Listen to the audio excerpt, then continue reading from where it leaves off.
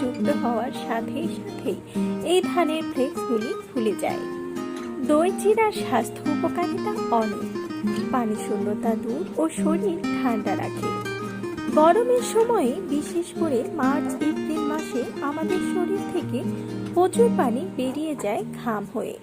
গরমকালে অনেকেরই রোদে পুড়ে বিভিন্ন কঠিন শারীরিক পরিশ্রম করতে হয়।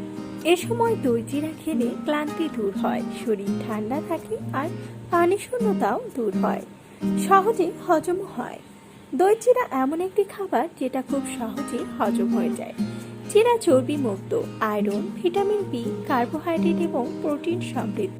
যাদের হজমের সমস্যা রয়েছে তারা খাবারের মেনুতে দই চিড়া রাখতে পারেন, এতে উপকার পাবেন। ক্ষুধা কমায়। অনেকেই বলে ভাই খালি ক্ষুধা লাগে। অনেকে আছেন ক্ষুধা লাগলে দেরি সহ্য করতেই পারে না, ফলে